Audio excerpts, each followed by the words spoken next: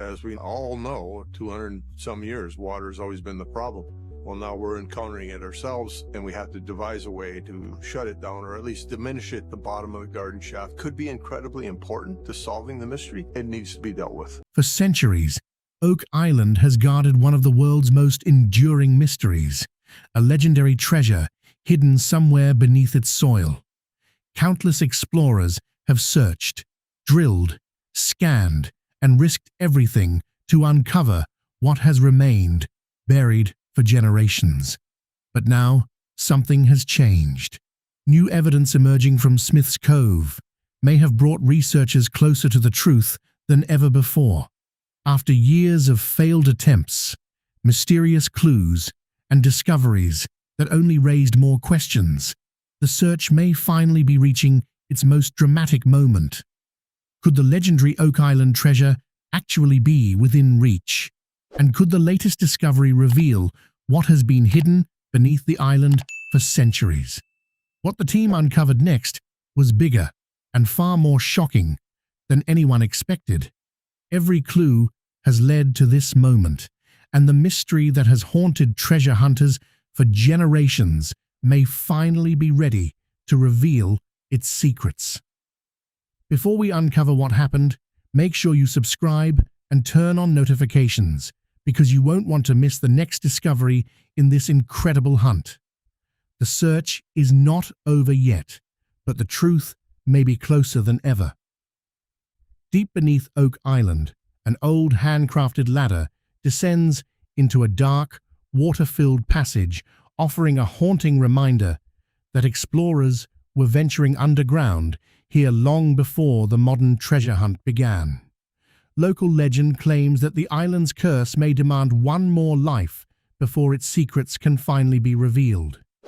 Yet despite the chilling story, the Lagina brothers and their team refuse to back down. As the crew prepares to drill at a new location, Paul, one of the team members, expresses his excitement about what they may be getting close to. Marty Lagina checks with the crew to make sure everything is ready for the drilling rig, and the confident response is clear. They are ready to begin. As the drill pushes deeper into the earth, it feels as though long-buried secrets could finally be disturbed. During the following week, Marty discusses an intriguing area identified by Dr. Spooner and Dr. Fred Michel after analyzing water samples collected from the island. Marty points toward the location, while recalling an earlier discussion in which the team learned about the promising results. According to the tests from boreholes around the money pit, traces of evidence suggest that something potentially significant could be concentrated in an area roughly 70 feet by 25 feet west of the garden shaft. The team gives this target a fitting nickname, the Blob. During a flashback, an expert explains that several objects containing specific metals had been detected in this region, adding another layer of mystery to the investigation. But the researchers don't stop there. Dr. Spooner and Dr. Fred Michel narrow the suspected location even further, identifying a much smaller zone measuring approximately 20 by 20 feet and lying somewhere between 80 and 120 feet below the surface. With a touch of humor, they call this smaller target the baby blob. The team gathers around a map to examine the latest findings and discuss what could be hiding beneath their feet. Their analysis suggests that a possible tunnel may exist around 95 feet underground and could potentially connect to the area they are investigating. If that tunnel is real, it could become the breakthrough they have been waiting for, or another frustrating dead end. To investigate several possibilities at once, the crew marks a large orange X on the ground, identifying what could be one of their most promising drilling locations yet. For Marty, the decision is simple: bring in the drilling rig. The team prepares to drill borehole DN 11.5, hoping it will reveal something valuable, perhaps even a hidden passage beneath the garden shaft, where earlier investigations have already produced traces of gold. After months of collecting and analyzing water samples, anticipation is reaching a new level. Marty remains hopeful that the drilling will produce an important discovery, although he carefully avoids assuming that they have already found the legendary treasure. He knows the evidence could point towards something significant without necessarily leading directly to the ultimate prize. For a short time, Marty steps away, and Oak Island historian Charles Barkhouse takes charge of the operation. Then, as drilling begins at DN 11.5, the investigation takes another interesting turn. Marty soon returns alongside Scott Barlow, the island's operations manager, and Roger Fortin of Duma Contracting Limited to inspect the garden shaft more closely. Their objective is to reach a depth of 80 feet, and Roger estimates that they have already descended roughly 60 feet. As the Duma crew continues working, they remove debris and install waterproof wooden sections at intervals of about 8 feet.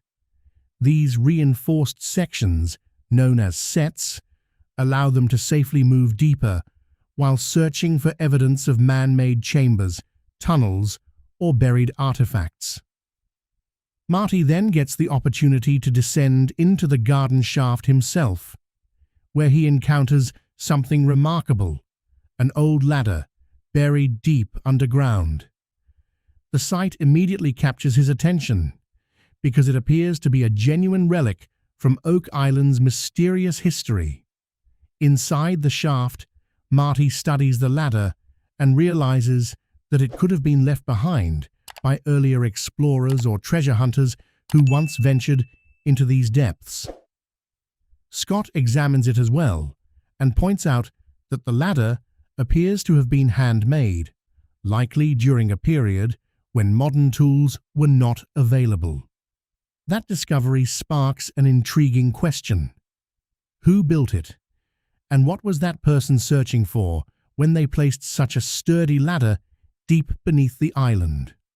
And perhaps the most fascinating possibility of all is whether the person responsible for constructing the ladder could also have hidden something valuable nearby. Could a large cache of gold have been placed somewhere within or around the shaft? Given the craftsmanship required to create the ladder and transport it into such a difficult underground environment, the theory is certainly enough to keep the team wondering. A flashback from 3 months earlier adds even more mystery to the situation. At that time, the team drilled a borehole approximately 18 feet away from the garden shaft and encountered a large void that appeared to be an empty underground space, potentially another chamber. Now Scott notices what looks like a similar collapse inside the garden shaft at roughly the same depth. The resemblance immediately raises the possibility that the two discoveries could somehow be connected. With each new development, the excitement surrounding the excavation grows stronger. The team continues drilling and digging deeper, hoping that the evidence will finally lead them toward a hidden chamber, an underground tunnel, or perhaps the long-lost treasure that has kept Oak Island hunters searching for generations. The possibility of another shaft near the famous garden shaft adds yet another layer to the mystery.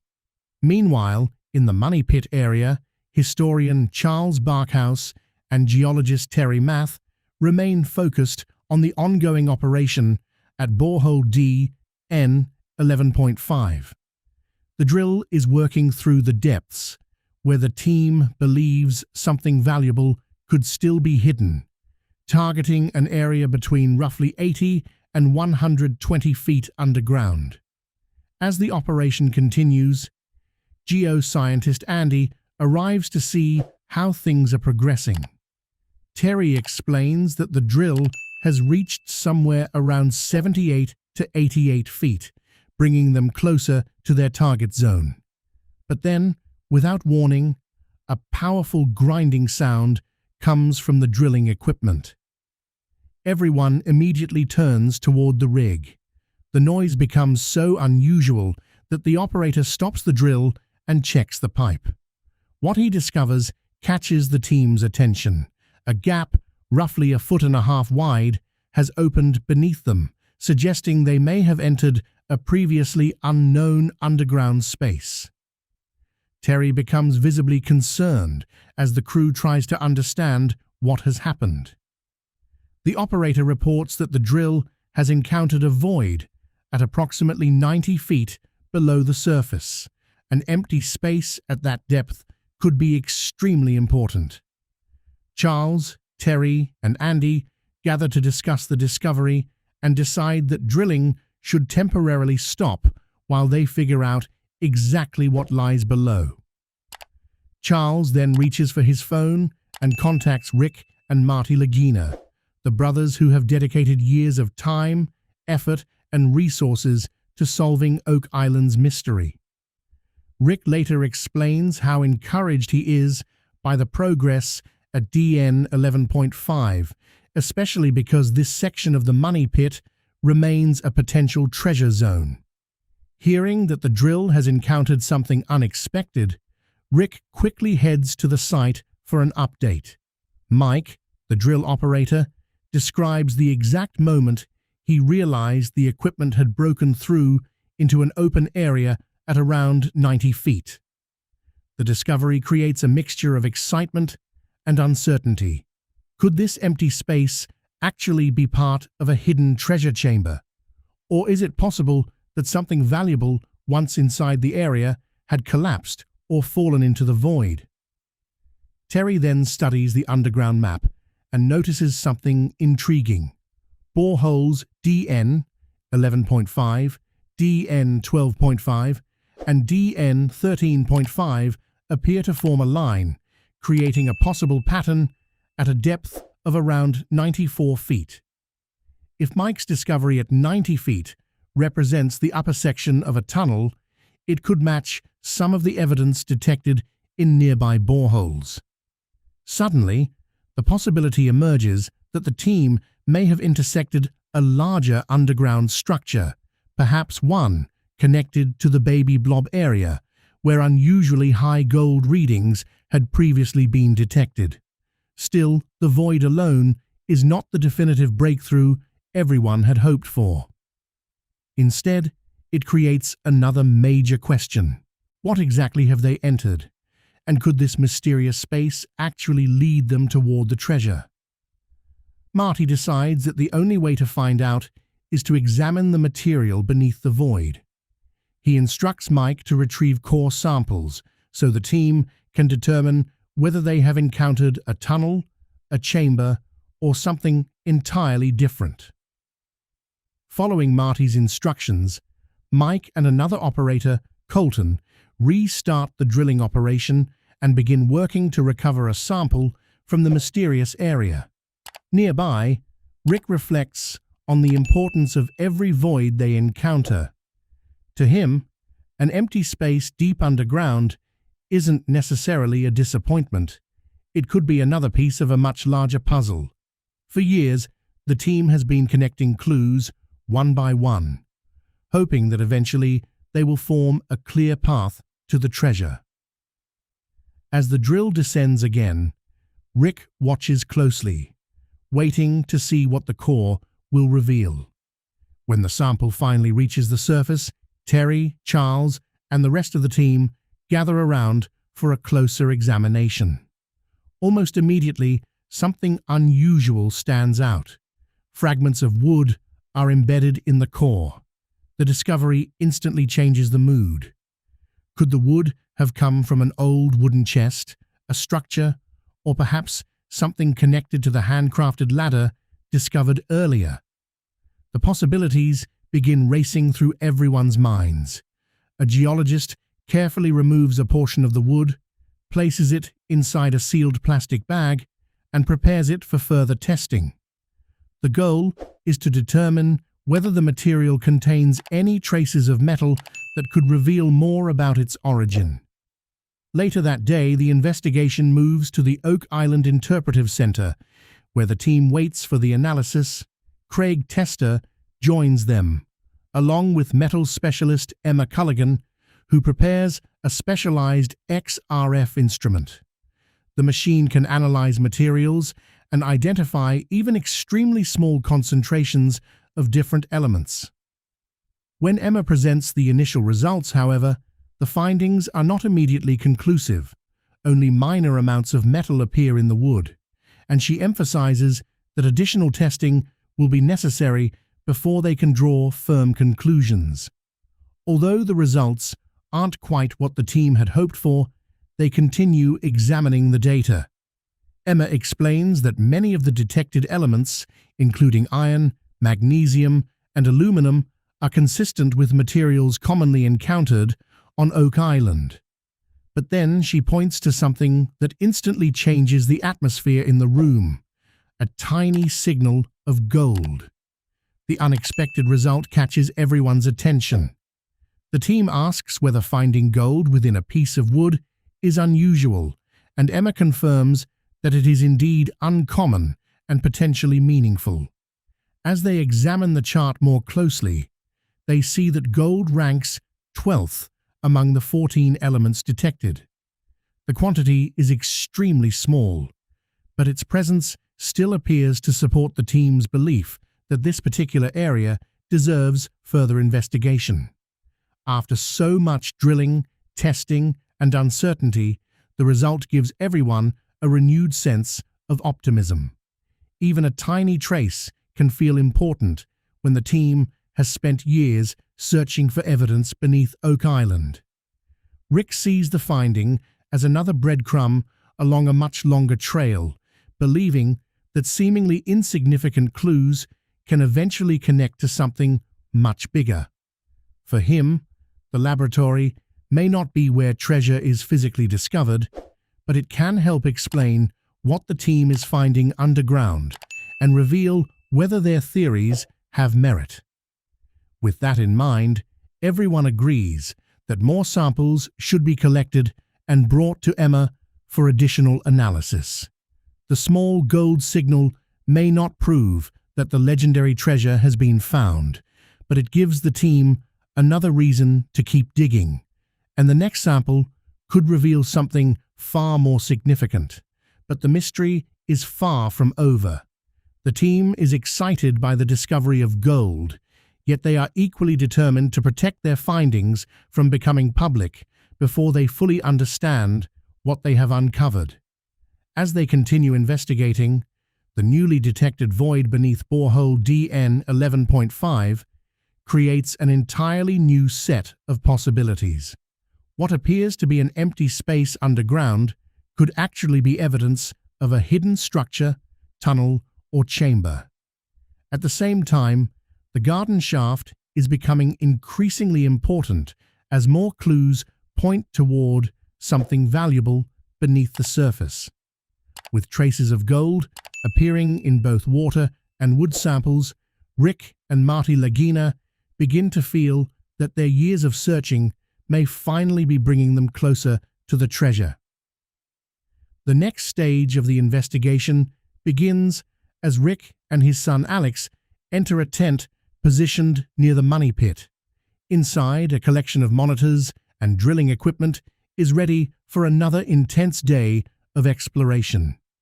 Nearby, Brandon Vanderhoo from Juma Contracting supervises the operation as a large crane carefully lowers a drill into the garden shaft. Everyone watches the live camera feed from inside the shaft, waiting for any sign that could reveal what is hidden below. As the morning progresses, the DUMA crew gets its equipment into position and begins probe drilling. For the team, this is a critical moment because recent evidence suggests they could be extremely close to something significant. Their attention is focused on an area just outside the garden shaft where water samples have recently produced indications of gold. Still, the drilling does not immediately deliver the breakthrough they were hoping for. The operation has only begun, and the mystery beneath the island remains unresolved. Yet the possibility of a hidden chamber connected to the original money pit, potentially only a short distance from the garden shaft, keeps everyone motivated. Rick continues to encourage the crew, reminding them that patience is essential and that even long periods without discoveries can eventually lead to something important. He believes this investigation could represent a turning point after years of searching. Then Alex reveals something significant to Brandon. The team has encountered an empty space or void inside the shaft while drilling. Brandon is caught off guard, once again highlighting how information is sometimes kept quiet until the team has enough evidence to discuss it publicly. A flashback takes the investigation back to an earlier operation when Marty described discovering a void approximately 10 feet in size near the garden shaft. If that space is connected to the legendary money pit, it could potentially represent part of the long-rumored treasure vault. That possibility makes the current drilling operation even more important. As work continues, the garden shaft reaches a depth of approximately 55 feet. The plan is to drill a series of smaller boreholes outward through and beyond the shaft walls, hoping to intersect the suspected void below. Rick makes it clear that any unusual discovery must be reported immediately. With everything in position, the team hopes that the drilling could finally expose a hidden chamber or vault. The DUMA crew prepares a powerful hydraulic drill designed to penetrate difficult underground material. Rather than relying on a single hole, they plan to create 12 boreholes at different angles, giving them multiple opportunities to intersect something man-made or potentially valuable. Rick is already considering what evidence they might recover from these holes. He asks Brandon whether the crew can collect wood shavings produced during the drilling so they can be sent for laboratory analysis, since unusually high gold readings have already been detected in the surrounding area. Even tiny fragments could provide another important clue. Every sample could potentially help reveal whether they are actually getting closer to the legendary treasure. Charles later enters the tent and immediately turns his attention to the live footage displayed on the monitors.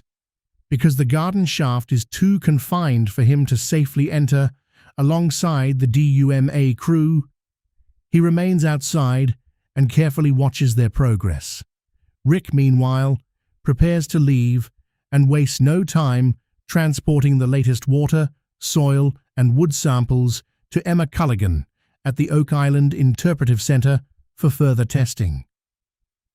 The investigation then moves to the following day, when Rick joins forestry technician Peter Romke and team member Laird in Lot 26. There, they examine what appears to be an old stone wall hidden within the landscape. Rick explains that Romke was the first to notice the unusual structure, thanks in part to his experience working with the land and trees. Romke admits that although forestry is his profession, he has always had a strong interest in stonework and has even built stone walls himself. As he examines the structure, he points out that many of the outer stones appear to lean inward. According to Romke, this arrangement is a traditional construction method designed to give a rubble wall greater stability. He compares the technique to methods used in historic English and Scottish castles, where carefully positioned stones helped reinforce structures. He also explains that these walls often began with a rough gravel foundation to provide additional support, and he believes the structure beneath them shows signs of a similar approach. The discovery immediately raises new questions about the people who built it and what purpose the wall may have served. If the construction was deliberate, What was its original function? Could it have been part of a larger structure, or perhaps something designed to hide evidence of activity beneath the ground? Rick then directs everyone's attention toward a nearby well that appears noticeably different from other wells found across Oak Island.